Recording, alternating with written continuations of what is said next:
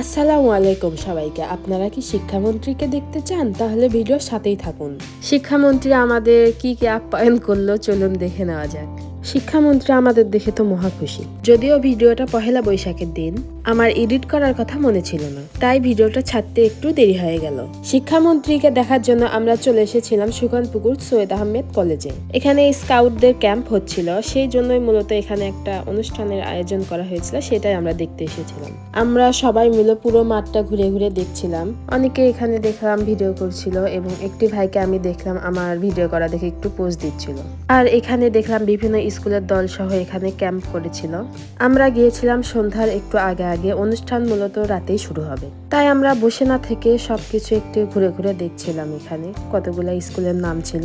রাত হওয়ার সাথে সাথে তো শিক্ষামন্ত্রীর আগমন হয়ে গেল, কিন্তু চারপাশে এত ভিড় ছিল যে ভিডিওই করা যাচ্ছিল না। প্রথমে তো আমি শিক্ষামন্ত্রীর দর্শন পেলামই না, তারপর দেখলাম এখানে অনুষ্ঠানের জন্য আয়োজন চলছিল আর আমি চারপাশে ভিডিও করছিলাম এবং দেখছিলাম অনেক ভিড় ছিল এবং অনেক মানুষ ছিল। তো শিক্ষামন্ত্রীর সামনে থেকে মানুষ সরে যাওয়ার পর আমরা একটু ভিডিও করলাম। দেখলাম শিক্ষামন্ত্রী আমাদের দিকেই তাকাইছিল আর শিক্ষামন্ত্রী মনে হয় বলছিল যে তোমরা ওখানে কেন, এখানে এসে বসো। আমাদের সবাই তো আবার দয়ার শরীর, এই জন্য আমরা শিক্ষামন্ত্রীকে আর জ্বালালাম না। শিক্ষামন্ত্রী মনে হয় আমার ভিডিওগুলো দেখে এই জন্য আমাকে চিনতে পেরেছিল। তারপর আমরা সবাই একটু ভাষণ শুনলাম। সম্মানিত বিশেষ অতিথিবৃন্দ, সম্মানিত সভাপতি, এখন আপনারা শিক্ষামন্ত্রীর ভাষণ শুনুন।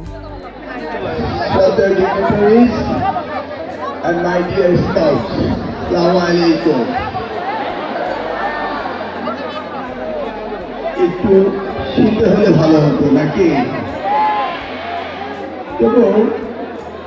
আবহাওয়াটা খুব স্পেশাল হয়ে গিয়েছে, মনে হয় ফায়ার ক্যাম্পের দরকার আছে, তাই না? এটা হচ্ছে আল্লাহর রহমত।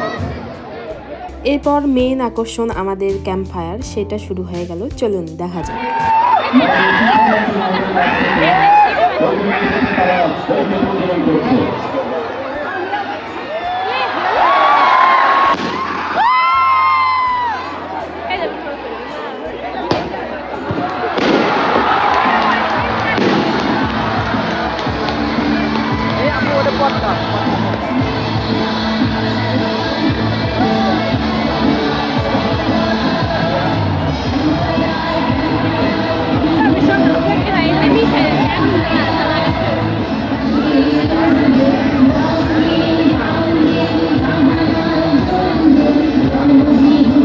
এতই ভিড় ছিল যেটা বলার বাহিরে, এবং আমরা কোনো রকমের ভিডিও করেছিলাম।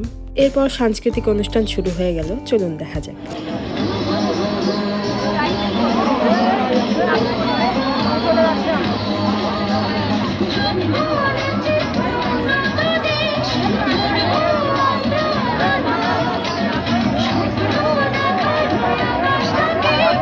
সাংস্কৃতিক অনুষ্ঠান দেখে আমরা পিছনে একটু বসেছিলাম এবং দেখলাম পটকা ফোটানো হচ্ছিল, সেগুলোই দেখছিলাম।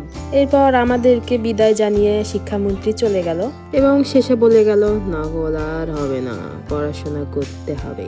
শিক্ষামন্ত্রীর জ্ঞানমূলক কথাগুলো শুনে আমরা এখন বাড়ির উদ্দেশ্যে রওনা দিয়ে দিলাম। আজকের ব্লগটা আপনাদের কেমন লাগলো অবশ্যই কমেন্টে বলবেন, এবং কে কে দেখতে এসেছিলেন অবশ্যই আমাদেরকে কমেন্টে বলবেন। লাইক, কমেন্ট, শেয়ার করতে ভুলবেন না এবং পেজটিকে ফলো দিয়ে যাবেন। আল্লাহ হাফেজ সবাইকে।